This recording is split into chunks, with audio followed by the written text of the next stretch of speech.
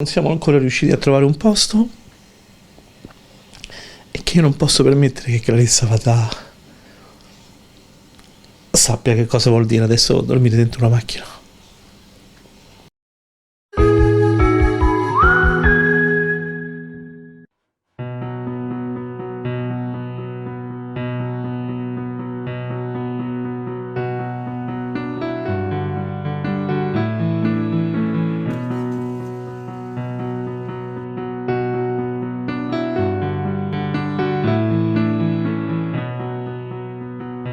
Anche sì, se è vero che il CUD è di 23.000, però io per le cure che ho dovuto fare, ho dovuto chiedere dei prestiti.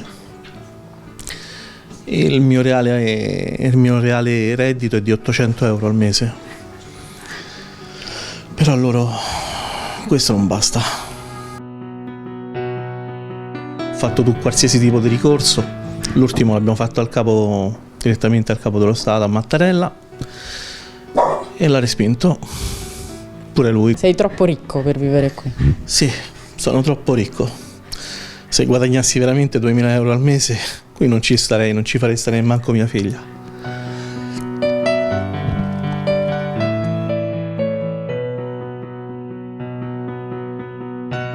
Oltre ad avere un ritardo cognitivo, Clarissa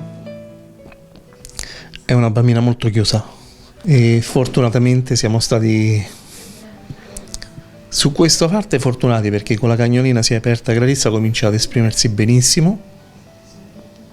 E cosa vi hanno proposto in alternativa a stare qui? In alternativa di stare qui, per mia moglie e mia figlia non ci sono problemi, ci sono le case famiglia. Per Lilly c'è il canile.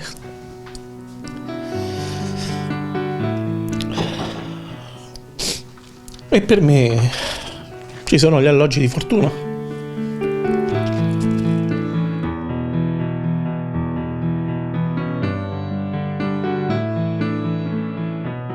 Una persona con un reddito così basso sia stato messo in condizioni di andare in mezzo alla strada. Una persona del genere non abbia avuto l'attenzione da parte di nessuno delle istituzioni che avrebbero dovuto garantire una tutela a questo soggetto. In un paese come il nostro, un paese che deve garantire, secondo quello che dice la Costituzione, un principio di eguaglianza a tutti i cittadini, qui di uguale non c'è niente.